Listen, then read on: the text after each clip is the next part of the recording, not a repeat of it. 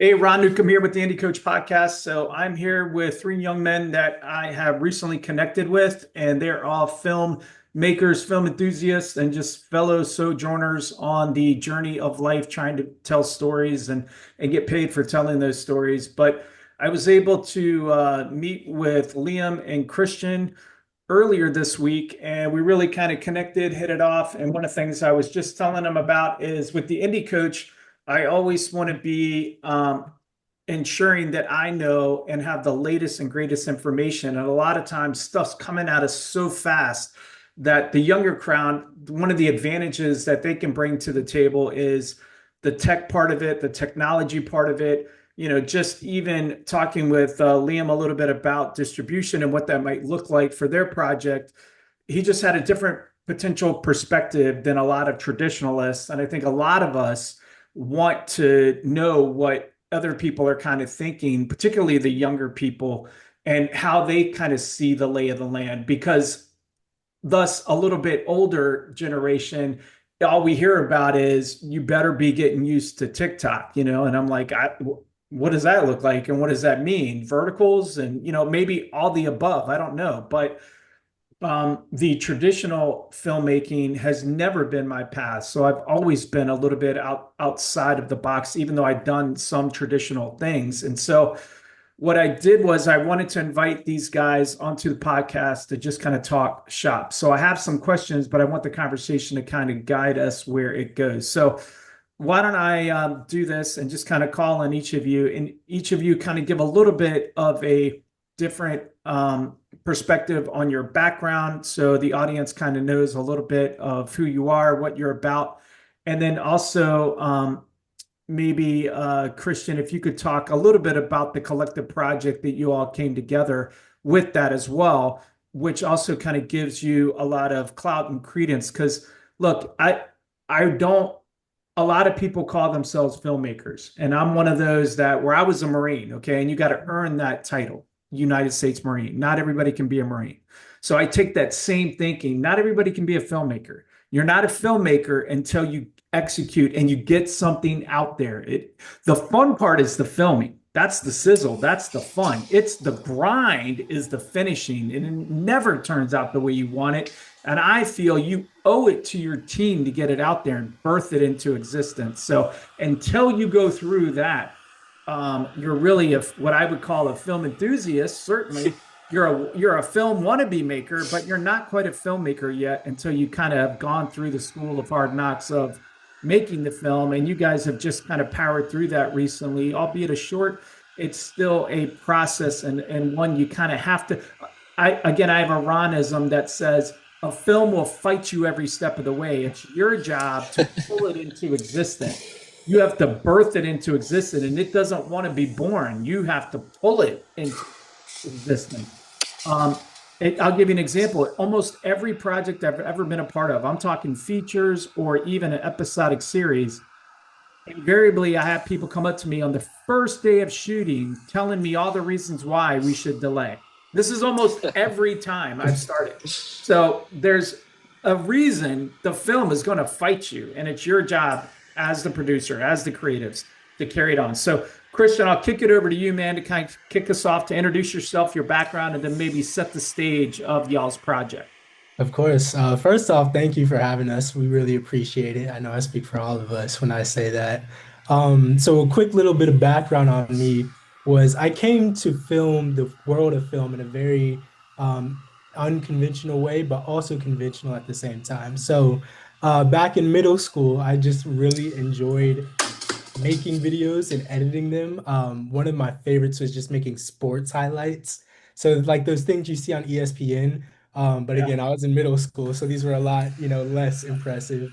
And kind of building that out as a hobby was my first intro. And then I had some friends, because I was an athlete at the time, who really, liked the videos and they wanted some of themselves. So I started doing that, and I kind of got known in school as, oh, he's that video editing guy.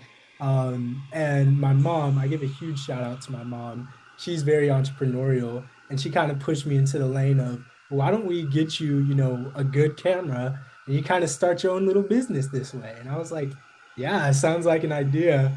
My first camera was like a Canon Rebel T7, and I was making sports highlight clips. And it kind of just was building up from there.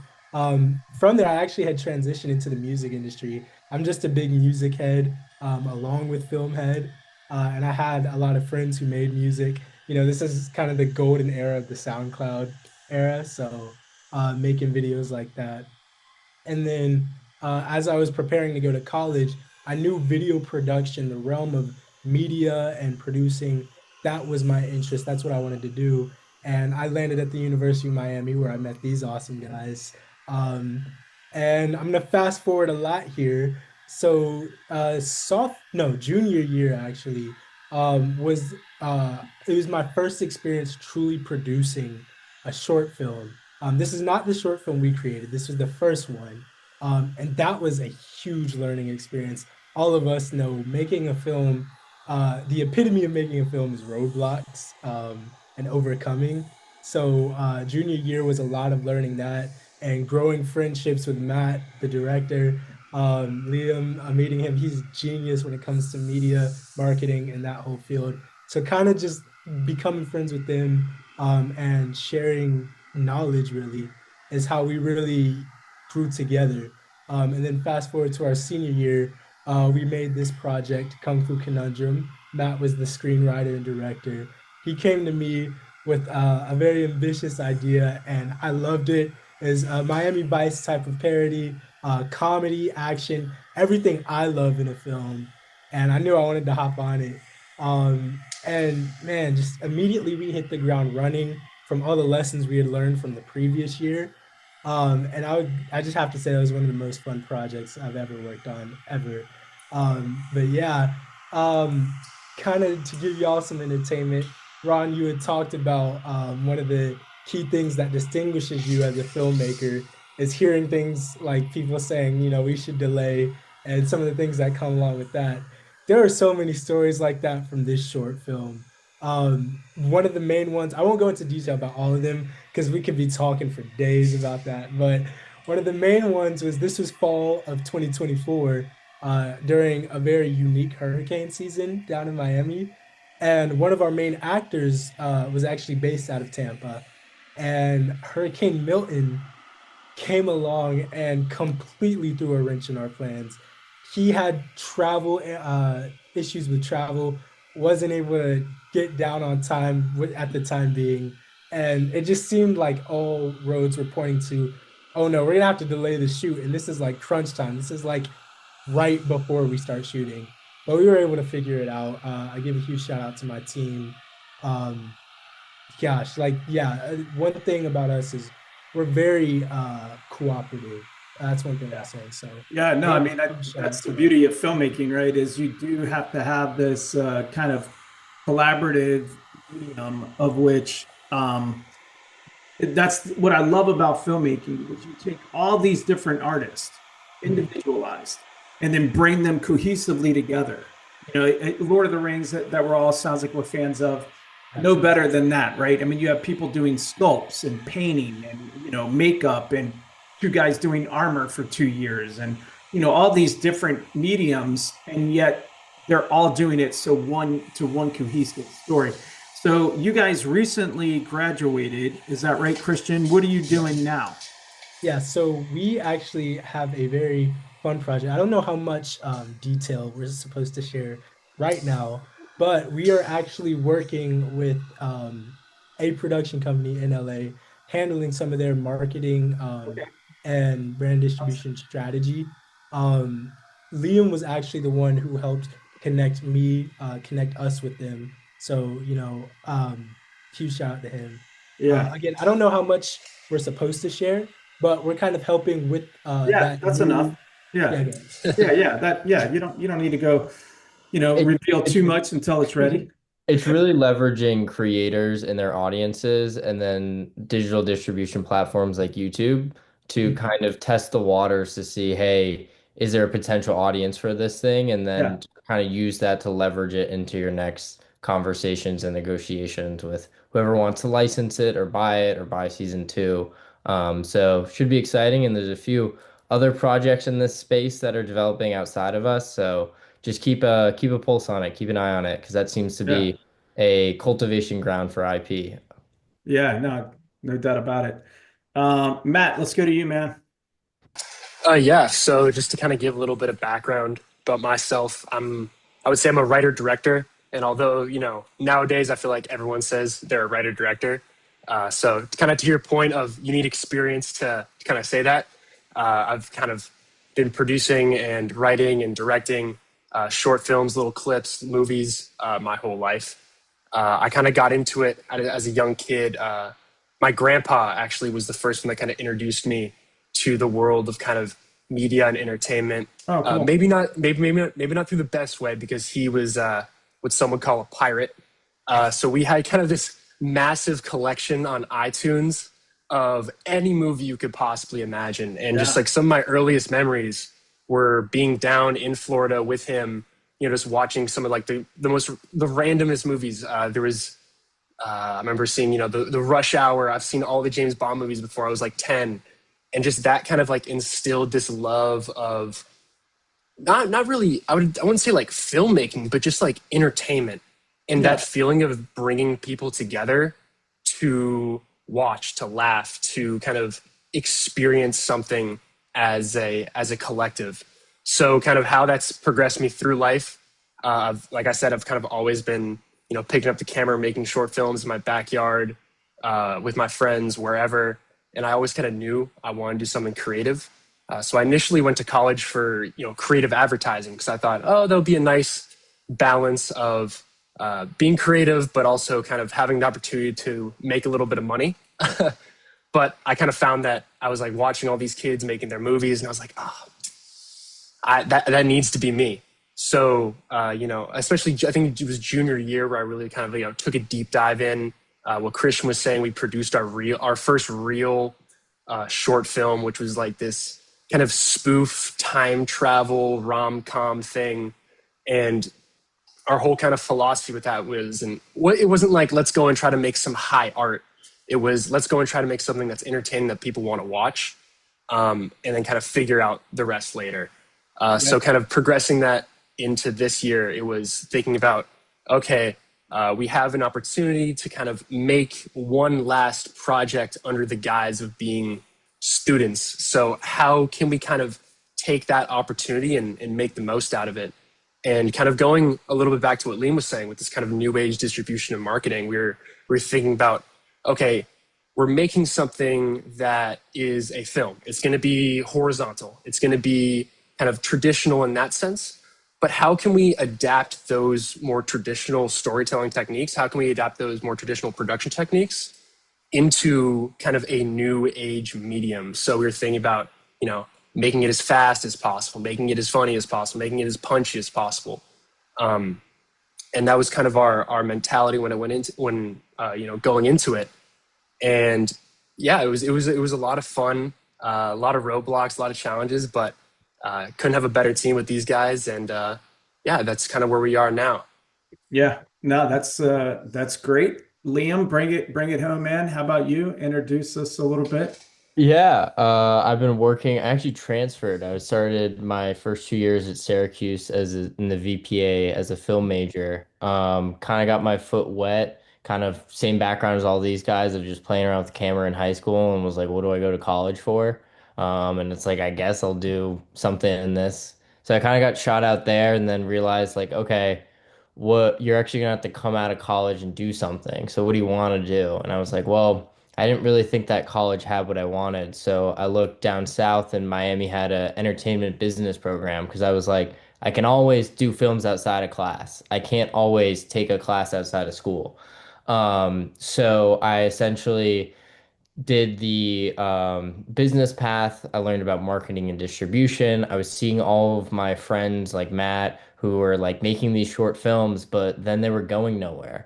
And I was kind of like, well, what's the point if we're going to create something and put all this time and effort into it and not really put any thought or effort into marketing and distribution?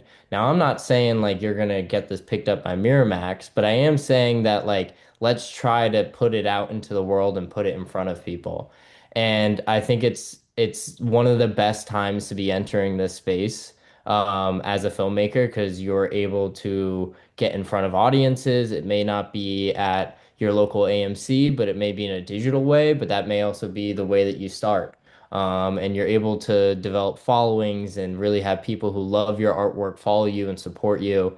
So I kind of realized that there was a nice niche for myself to be like, I can help my art friends really kind of leverage the stuff that they're making. And then also kind of, I don't think I'm the best filmmaker. I think there's better filmmakers than me. So if I can always help and elevate them and allow them to work outside of the traditional studio system is kind of my end goal. So just making these projects happen. And funny enough, Kung Fu Conundrum, our short film, was actually a cultivation of three different projects. Matt's freshman year, his first class was actually make a short story on revenge. And so he came up with the concept of Kung Fu Conundrum, which was initially a revenge story. And then his sophomore and junior year, he was like, okay, I'm gonna try and play around with this a little bit more. And then, as Matt said, our senior year, we really try to take a stab at it and try to make something that, isn't our tour. It's a really goofy, silly little video,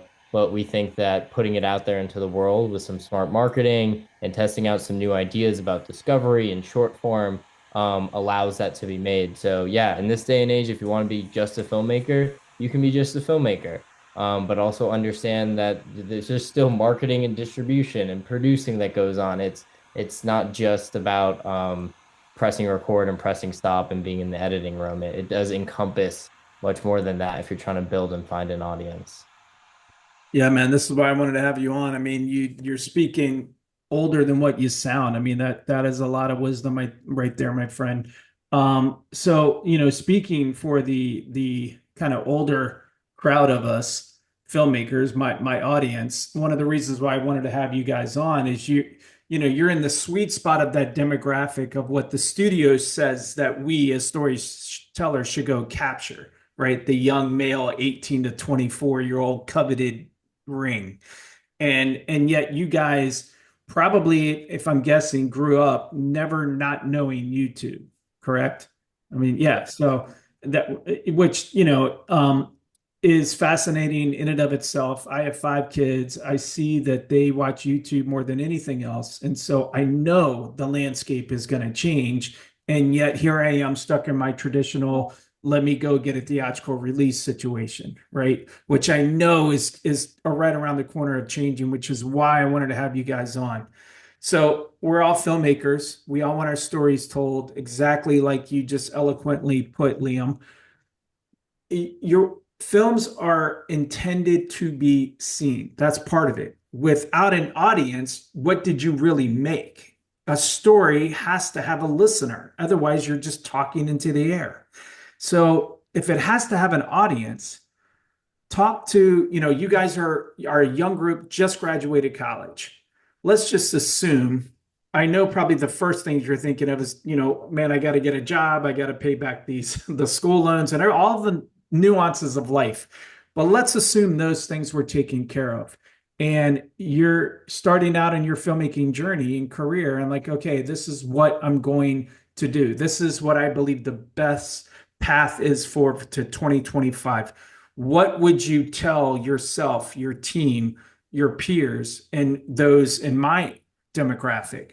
Where do you see, are you guys familiar with the blue ocean and the red ocean?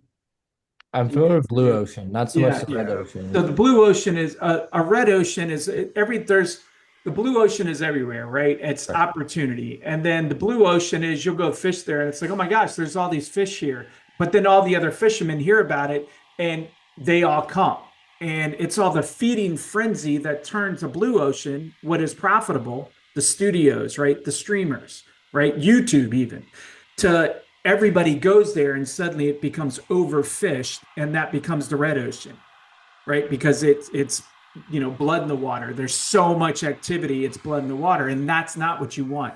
You want a blue ocean situation. And so we're all trying to find the elusive new blue ocean in a legacy system of media.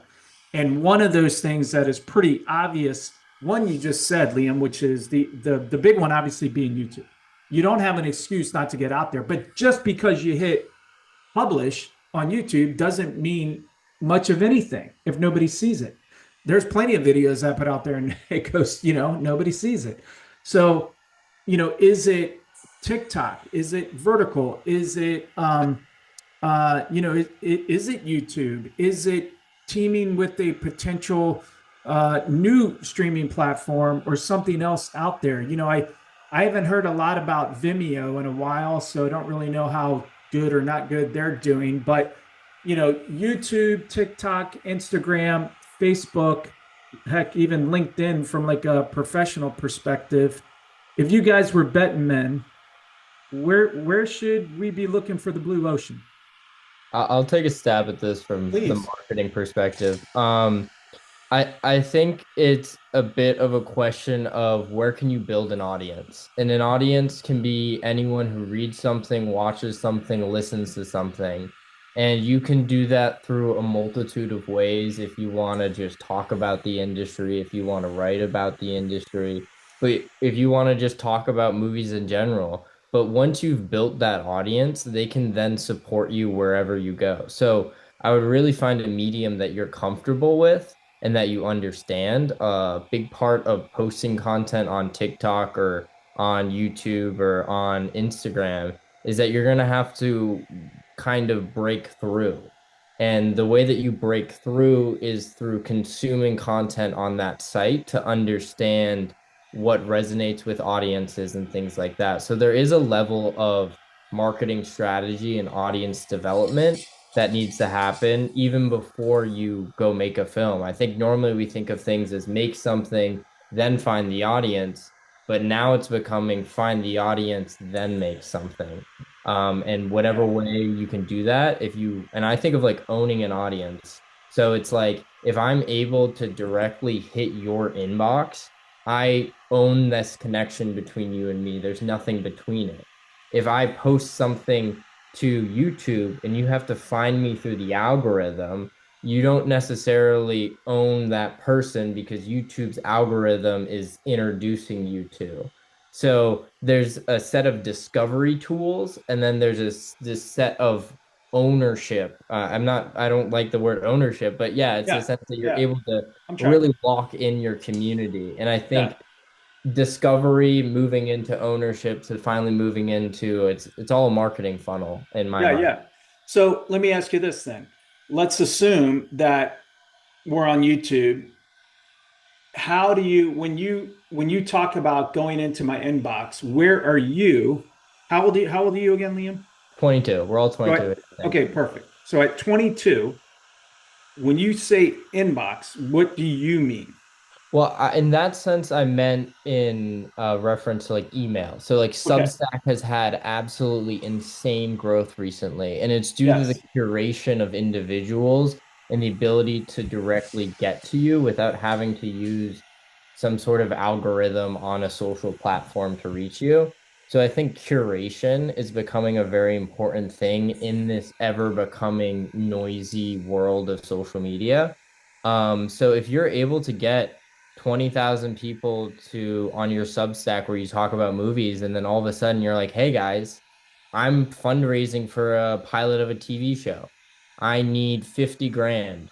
Or you can then have that Substack be $5 a month and use that partial money towards that. But I think the traditional sense of asking somebody to come along and give you 50 grand to maybe roll that into selling a show to somebody, it's just a bit of a extremely difficult thing to do, one, but two, just not the only option anymore.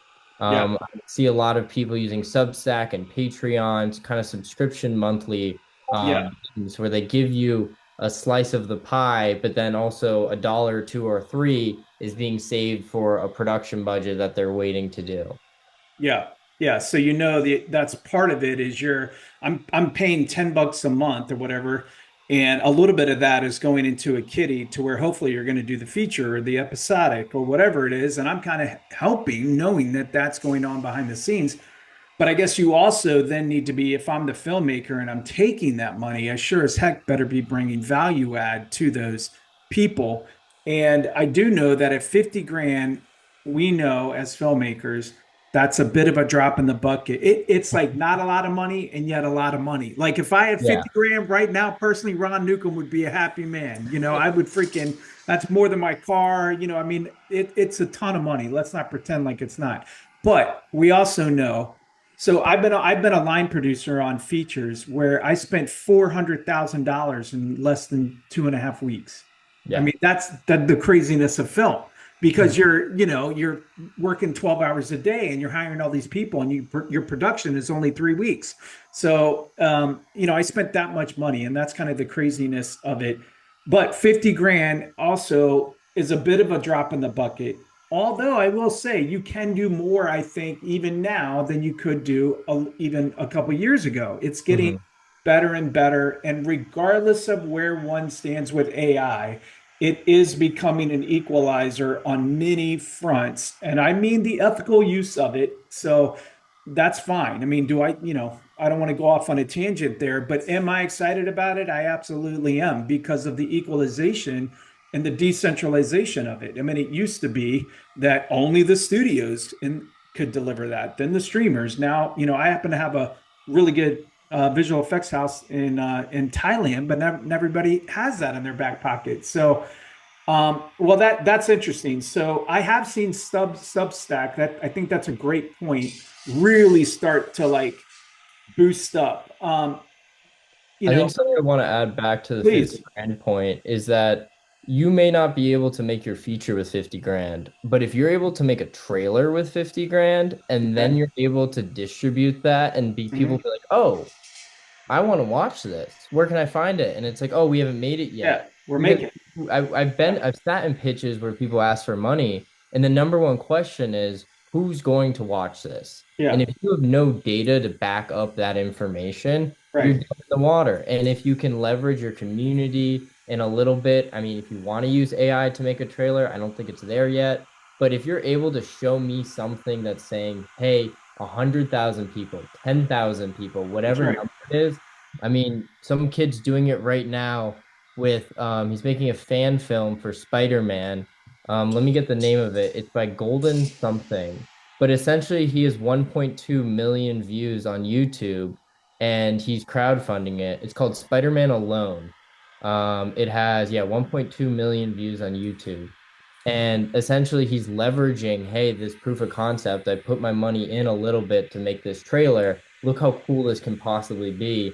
And now people are wanting to really buy on and buy into the vision. So it may be a stepping stone. Yeah. So can I'm gonna go down a hole for a little bit here, Liam, if that's okay, because we have Matt's confession of his granddad's and his thievery. R. All right, so I get a lot of things about doing and this is a great example, doing other people's IP as a fan film. Matt, let me shoot it over to you. Yeah. Give me your thoughts on that, including even the ramifications and even the thought process of even legality of it, right? Because technically, and this isn't even technically, the former cop, I used to be a cop. So the former cop in me, like there is a line, right? And you're not allowed to do other people's IP. And yet, tons of people do it and do it very effectively. In fact, I have a friend of mine that did it so well. The IP she was using actually contacted her. The estate contacted her because it looked so good that they were like, "Hey, you need to like dial that down a little bit because you're starting to compete with like the studios numbers wise." To Liam's point, she was capturing a portion of the market share so significant that the estate actually in the studio reached out and was like, you need to, like, we're going to let you do it, but because we don't want to come off as jerks. But they're famously, George Lucas is the most famous pro fan filmdom that there is by far. Now, he's never said you can do it. And now that he's sold it, he certainly can't say that. Disney would have to say it. But for a while there, you used to not be able to do anything with Star Wars, and then Disney smartened up and started to allow Star Wars fans. They actually did a competition where they would give you assets, music, and the Star Wars logo. I did one. I did a Star Wars fan film with the blessing of Disney, right? It was pretty cool because of Lucas's backstory. So I think I've kind of set the stage and bought you some time, Matt. Let's dive into fan films, man. If I'm over here listening and I just heard 1.2 or 1.6 million in Spider-Man, well, shoot, I'm going to go do a Wolverine one right now, right? That's what I'm thinking. Give me your thoughts on that as a 22-year-old filmmaker. Well, I think my thought process with fan films or anything that's directly derivative of a pre-existing IP, I think it comes down to what are you doing with that property, right? With this new Spider-Man film, obviously it's not going to be up to snuff when it comes to Sony Spider-Man, right? Yeah. But what it comes down to is what is that filmmaker, individual, or production studio doing that's different, right? At the end of the day, they're not going to be able to probably monetize it the way that traditional media is monetized. That's definitely yep. If they're crowdfunding through, like Liam was talking about, if you're crowdfunding your project through that kind of Patreon, Substack, my own personal website, back channel, then you can monetize it that way. But the way that I've kind of always viewed it is it's almost like a stepping stone, right? Let's say, I want to do an action drama, right? Yeah. If I set that in my world that I just made up, how many people what's the pre-existing audience for that, right? Not a lot. But if I set that within, like what you're saying, with the Star Wars universe, there's going to be that built-in audience. My kind of view on it is, what can you do on top of what's pre-existing, right? And that's kind of where that differentiation comes in my mind is, what are you adding to the pre-existing work? I don't know if that exactly answers the question. Yeah, no, I think that's... But I think when it comes down, it's your creative license, your creative difference that adds to that. And in my mind, if you're not adding, then people aren't going to care. You're going to say, I've already seen Star Wars. I've already seen Spider-Man. Why this is yeah, nothing. it has I don't really care about it's this. like a fine line. Like I said, if you go too good with it, you might get in hot water. Yeah. But if you're not good enough with it, nobody's going to care. If it doesn't look legit, that's when people go, oh, shoot, that looks real. And it's some dude down in Miami did this thing. So that's definitely what you want. And I also appreciate the fact that both of you guys mentioned it. Let's say it's 1.6 million views, and he was able to capture just 10% of the email traffic, like Liam already alluded to. Well, now you got some justification, right? Because you're building your tribe, your audience.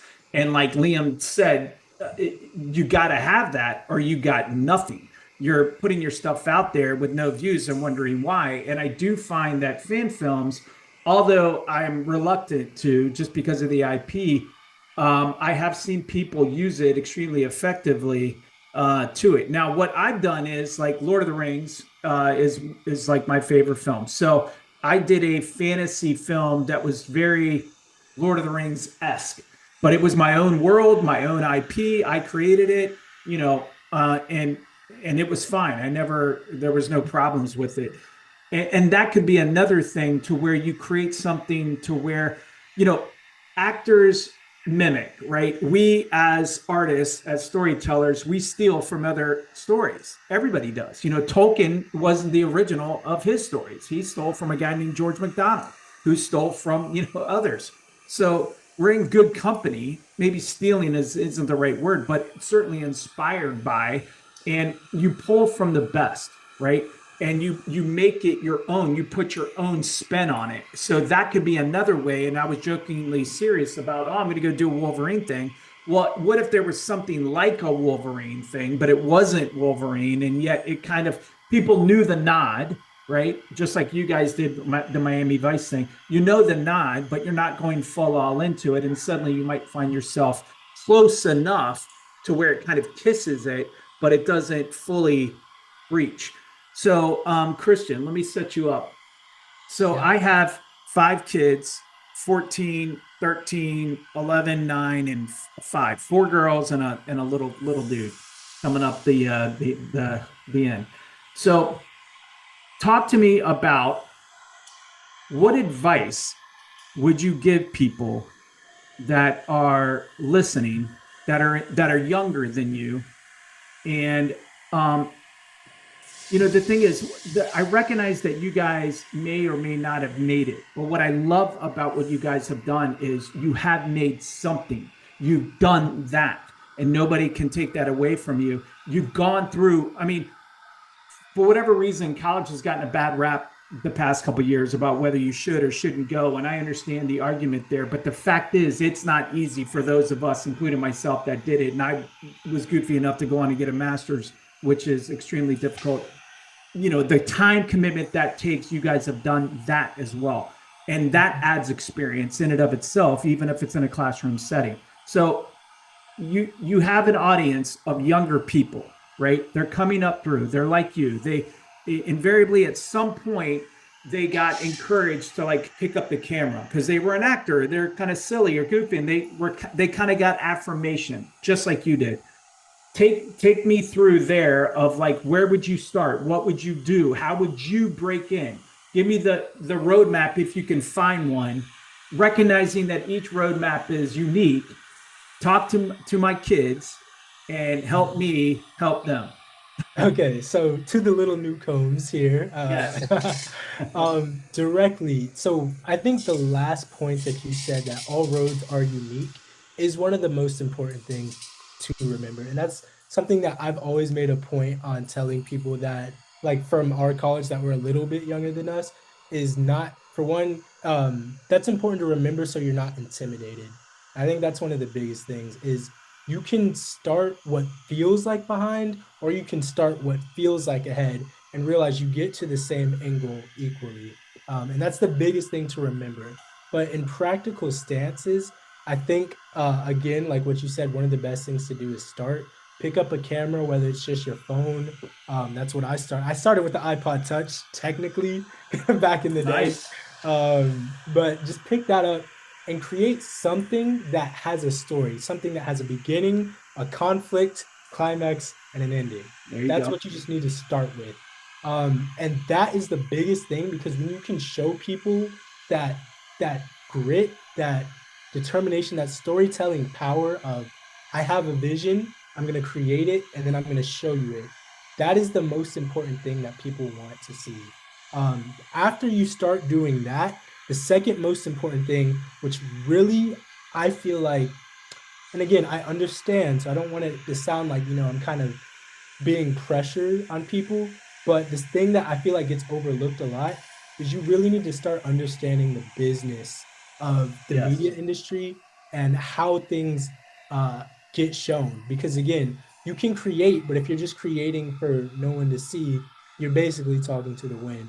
I think one of the most important things for me was really starting to, while I was in the process of creating. So I didn't have to stop anything, but I just added on to, There you like, go. research literally every day. And it doesn't have to be like some hard critique, study through the books, read like a lot. Or some of the most important things I remember is literally from scrolling on Instagram.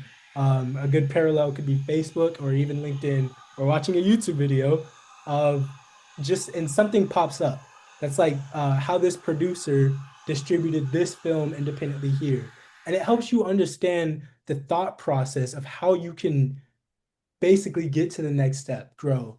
But really, those two things are the most important. And then the Yeah. third, which absolutely should not be forgotten, is make friends. Making friends gets you 20 times farther. You Right. need to have the intelligence of everything else. But again, like these guys here, if it wasn't for them, that Kung Fu Conundrum, we wouldn't have been able to create if Sure. Matt wasn't an excellent director and writer. If Liam didn't have the intelligence that, like, here's how we can market this, here's what we need to focus on. We don't need to focus on this. That'll be a waste of time. You need, like, having friends is really important. But for the younger generation, uh, that really is the most important thing. It was the Yeah. most important thing for me, and I think they could back me up and say those three factors Yeah, I are. mean, again, filmmaking is it's a collaborative medium intentionally. Few people can do like the solo thing. I'm just not one of them. I know those people.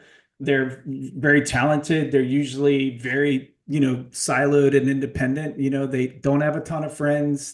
But they're very artsy, and I'm not wired that way. Mhm. Um, we give a lot of stuff to the studios. We give a lot of negativity towards the studios and the streamers. And hey, rightly so. I mean, if anybody needs some stone at them, frankly, they do.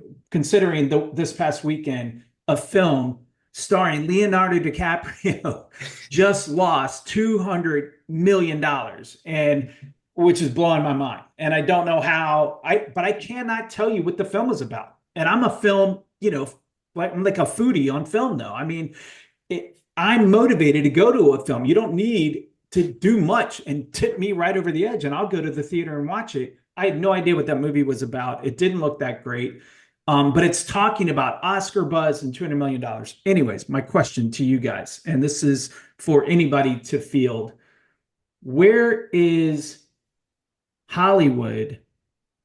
Um, what is it doing well? And then for the independents, guys like us, where are we blowing it? Because a lot of times we think we know. And then I see independents all the time just wiping out and messing up. And if somebody's lucky enough to go raise $500,000 and I read the story, I'm like, oh my gosh, like you might as well kiss that money goodbye. It's gone, man. You're not going to make that money back. Where are the studios and streamers? What are they doing well? Because we sure as heck throw stones at them. So I want to know, what do you guys think are doing well? What were you talking on in school that they're doing well? And secondarily, from the indie point of view, what are we doing bad that we need to improve? And that's for anybody.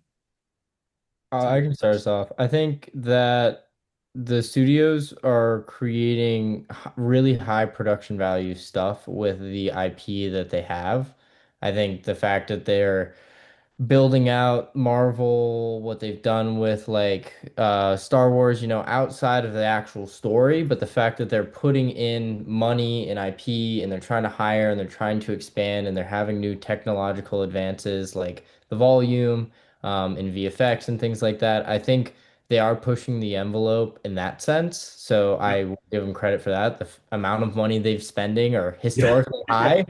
So like, Right. what comes of that is what comes of that. I also think what they've been able to do through building out the streaming platforms, the fact that I can access it on my laptop, my phone, my Yep. TV, Super cool. I think that's all extremely impressive. I honestly think what Gabe Newell said from the CEO of Steam, he said piracy is a service problem. And I think honestly, outside of streaming's fragmentation, the fact that I'm able to easily access with a click of a button Disney Plus and within 2 clicks watch a movie I want to watch is infinitely better than the DVD and VCR days. So I think in regards to that, kudos to them. Yeah. I think what independently filmmakers are struggling with is developing a relationship with their audience outside of their film. I want to be a fan of Robert Rodriguez because of who Robert Rodriguez is. I want to Right. feel that connection with Good. Robert Rodriguez. Hmm. So I think through the ways that we have these social and digital platforms, we're able to connect with audiences in a much more dynamic way than just, here's my movie, I'm behind the curtain. So I think building that relationship and maintaining that relationship over a body of work is really important that they need to look into. Because, if you got 20,000 people who are going to show up to the theaters, no matter what movie it is, that's people fighting in your corner. And you need people fighting in your corner in this industry. So I think just like honestly, audience building and maintaining, if you're doing that through Discord, there's people who already are doing that. Freddie Wong and Rocket Jump have done that fantastically.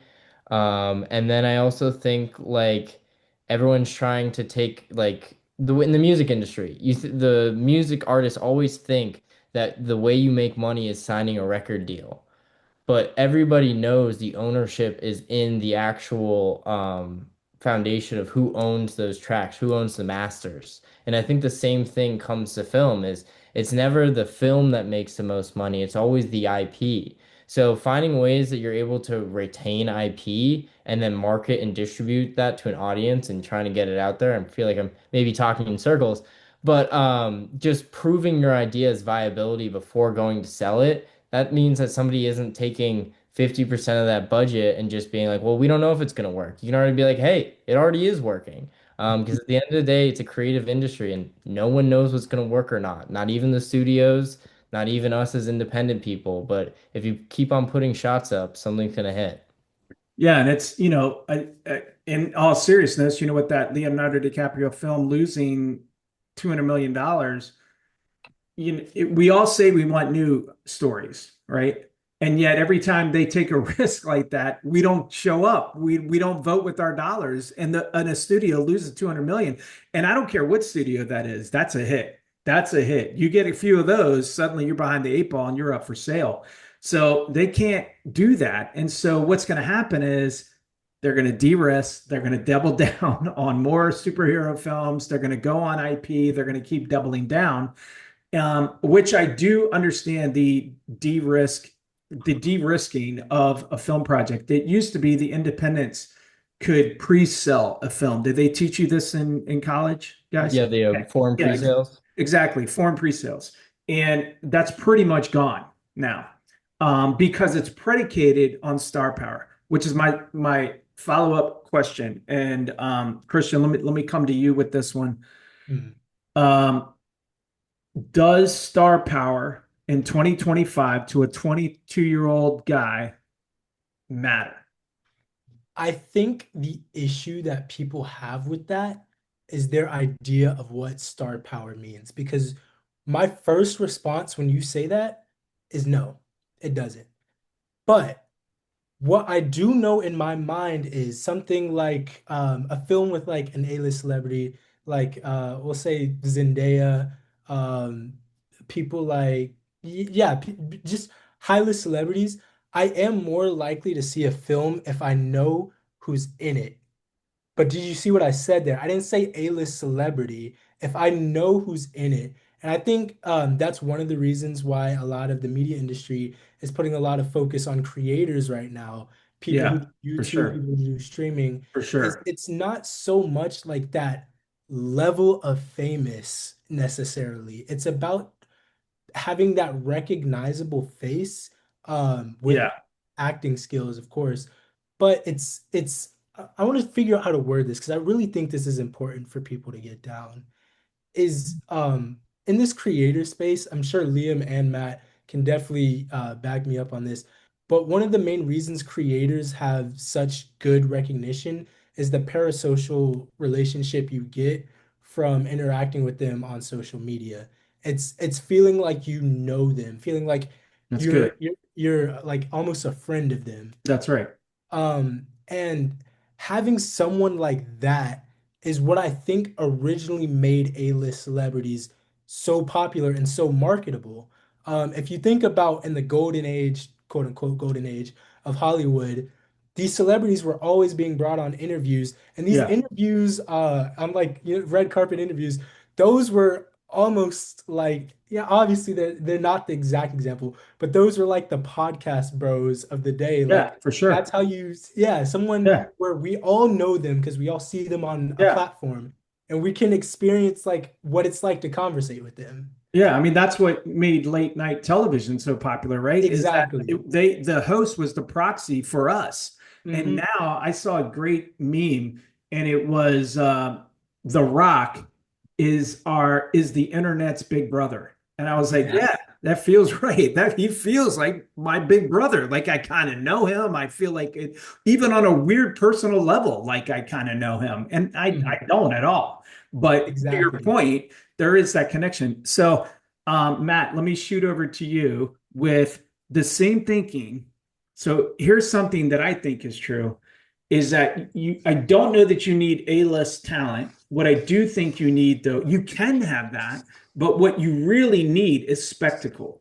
Now, spectacle could be an A-list talent, like I'm going to go watch Tom Holland, in a film, or it could be, CGI, or, like, I know what I'm going to get with Michael Bay, and I really don't care if, Wahlberg's in it or Shia LaBeouf's in it. It really is about Transformers. I'm going to go see the spectacle. I would even say that with some sci-fi, you could get some spectacle. So you need something. Now, again, it could be A-list, it could be spectacle. You're really coming from like the director's chair, the writer's chair. What are you thinking as a filmmaker coming up looking to trying to get your stories told? Is it that resonates to be true, or no, I need it anchored in some type of IP or A-list, or backing behind it? What are you kind of sensing? The way I think about it is thinking about this younger generation and younger audience. I would definitely say we're kind of on maybe like the early end of it, but kids nowadays have grown up on their phones watching influencers, Yeah, right? 100%. They're used to, maybe this is going back to Liam and Christian's point about like parasocial relationships, but they're used to basically being spoken to directly when it comes to their media consumption, right? They're used to basically getting it directly on their phone, and if they don't like it, they can scroll, right? Attention spans are, for lack of better terms, cooked. Tiny. So the way that I think about what our audience is looking for, it is spectacle, it is face recognition, but I think that's changed, right? You're not gonna, George Clooney and Brad Pitt are not guaranteed $300 million box office draws anymore, right? There needs to be something else beyond that. I think we saw that a lot when it came to kind of like the Barbenheimer release, right? That was a cultural zeitgeist beyond any of those stars. Yeah, right. It wasn't. Yeah. It wasn't about. I mean, a lot of it wasn't. It wasn't. It wasn't about Ryan Gosling. It wasn't about Christopher Nolan. It was about this kind of event within the culture that had kind of been able to be captured. And I think that's kind of like the spectacle that you'll get, that you're looking for nowadays. Yeah. Kids are or audiences are so overstimulated and oversaturated with all this stuff. Everyone's seen the new Godzilla, where cities cities are getting blown up, and Tom Cruise is running around and shooting guns and blah blah blah blah blah blah. I think there needs to be something beyond that kind of traditional spectacle, and at least in my mind, kind of it has to come from that parasocial relationship, right? I think people or audience members nowadays, they don't necessarily want to see the movie. They want to see the actor going and doing the work, right? They want to, the person that they feel that connection to isn't the studio that's putting it out. It's not Warner Bros. It's, to Christian's point, it's Tom Holland, right? So they are going to go and watch the TikTok of Tom Holland going and work, hey, come to set with me, yada, yada, yada, more than they're going to go and shell out $15-20, whatever it is, for a ticket, right? So I think you almost have to kind of reverse engineer how you think about audience capture and getting people to come and see your new movie. It's how do I create, again, it's going back to all these points we're talking about with creating and capturing an audience through that kind of one-on-one connection, right? Where Liam's point of Robert Rodriguez, right? If he made a TikTok showcasing his filmmaking skills, his personality, his style, right? That is going to be how the next Robert Rodriguez comes to life, right? It's going to come through showcasing their personality and style to an audience on TikTok, and people wanting to live vicariously through them, right? Yep. Once they have, sorry. No, that's fine. I'm just kind of carrying your thought to make sure I'm tracking. So there is the story itself, let's call it the film, the project, be it episode, whatever it is, has to deliver. It's got to be cool. It's got to have spectacle. Of course. It's got to be fun, right? It's got to, story is king. We're taught that day one, story is king. That's still true. But what I believe you're saying also is true is that whomever is affiliated with it. And it doesn't necessarily have to be The Rock or Tom Holland or Zendaya, or it can be, Robert Rodriguez or whoever, but they're also giving an equal insight into the project.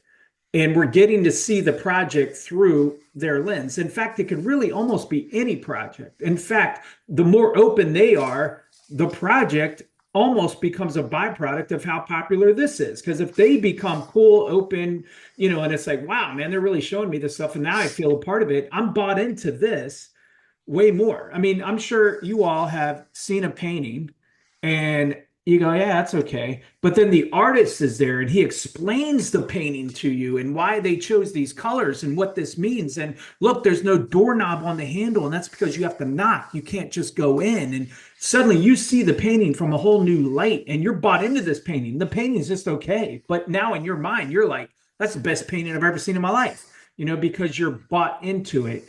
And I think that, and I do see it with my own kids where, they're bought into the persona of this person, regardless of that, we can debate whether or not that's even real or not, which who cares? You're still Yeah. elevating the thing, almost like a storytellers. That'd be like the MacGuffin, right? It's like, it almost doesn't matter what that is. It's the MacGuffin. The real ride, the adventure part is the catalyst, which is the opening, be it, before the film, it's probably not a ton of people watching because they don't know about this. But as the film releases, then it's like they equally can get bigger. But you're hoping as you go, and as you three guys, as I follow your careers now, which I'm going to do, hopefully this becomes bigger. So every time this becomes bigger, you guys independently, this too gets pulled up. And suddenly, like The Rock, when he's doing a TikTok, we're all tuned in, and suddenly you're like, oh, wow, he's doing a superhero film. And I watched that, and I don't really love superhero films, but I went ahead and watched it because The Rock's my big brother. And I thought, yeah, man, I'm gonna rock this thing. So what are you guys working on next? What's kind of the next phase for you guys as we kind of, land the plane? I feel like we could keep going and keep talking, but for my listeners' sake, I do want to land the plane here. I believe you guys are called, is it KTB Media for now, for Kung Fu Conundrum? At least For for now. that, it's not quite ready to be birthed to life just yet, but the round is in the chamber. You're ready to pull the trigger. You're just trying to discern exactly what the best way it is to distribute this short. And when it does, I'll make sure I get it out to the audience so that everybody can go check it out, give you a thumbs up. And also, for God's sake, comment on the videos so we know people are out there. We're not just doing this so the four of us can watch our own content. We are trying to entertain and be a part of something bigger than ourselves. What's kind of next for you guys? Where can people follow you guys? Talk to me about that. Yeah, I think for just following us, hit us up on LinkedIn. I think part of it we're trying to do is build a following on social media a bit. So I think if you look up KTB Media on YouTube, that should come up with we're kind of figuring out this process as we're talking about it. So I think honestly, what's been taking so long with rolling out KFK is we've had the edit done. But all of the marketing parts, all the short form clips, all the behind this, we're dropping a Oh yeah. 20-minute behind the scenes like mini doc about how it's made because sometimes that's more interesting than the actual show. So I Yeah. think the combination of those things, hopefully it should be rolling out within the next month. Awesome. Well, again, we all know these truths, and you guys are learning this truth is that you never get done with the edit. You just kind of have to abandon it at some point. It gets pried from your fingers at some point. You just kind of have to stop or you go insane. So welcome to that club. You're not unique to that. Christian, how about you, man? Where can people find you? You got any sign off comments?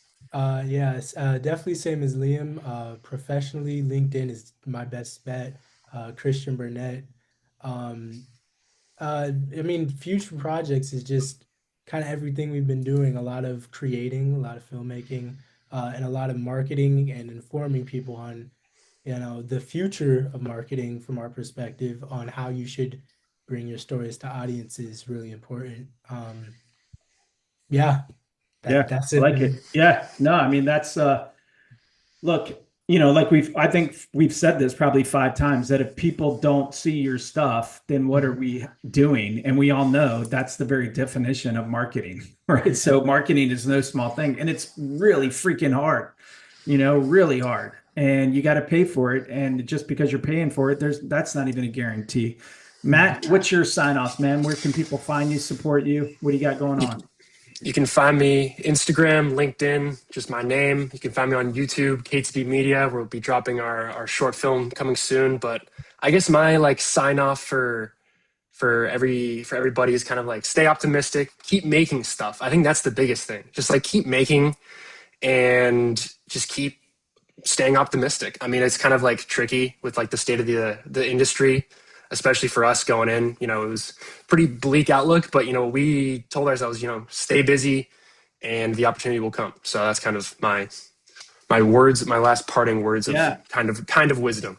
No, that is wisdom, brother. That comes from again, all the things that we've talked about. You don't need age to have wisdom. Remember when I started out, it was 35 millimeter or nothing. So there were so few things being made. It was so expensive. And then it was, maybe 16 millimeter on this tiny little camera kind of thing. But then digital came. And I remember I did a movie in 2000, 2001 timeframe. And digital suddenly became possible. And that was the great equalizer. And now we have the addition of AI where it's equalizing a lot of different things. I don't think it's gonna like not knock off as much stuff as people think because it's not there yet. I think Liam, you said that it's not there yet, but it can get you like 70%, 80%, but there's still a human element. We all want that. I want that too. I don't want to be completely replaced for God's sake. But I do think there is something to kind of that great equalizer. And look, film has always been freaking hard, is my point. It's always been hard. So I'm sure when you guys were coming in and like it does sound a little bleak, the beautiful thing is it's never been easier to get a film made. It has never been easier. This little camera right there, that little camera is better than the Citizen Kane camera by tenfold. And it's on our freaking phones. I mean, that's insane. And we're talking Citizen Kane. That's one that's been the top best picture of all time since it's been around. So the fact that we have more technology in our little cameras is pretty daggone amazing. And I'm looking forward to following your guys' career, to see what you guys are up to. I appreciate you guys being on. I appreciate you all for watching and listening. And don't forget to like, subscribe, leave a comment. Make sure you subscribe to these guys as well. And like I said, when KFK comes out, give it a like and a comment. Let them know what you thought of it. Only if it's favorable. If not, keep it to yourself. But I do believe we're going to conclude our discussion with Matt, Christian, and Liam, and I appreciate their time today. Remember, nothing is wasted. I'll see you on the next one.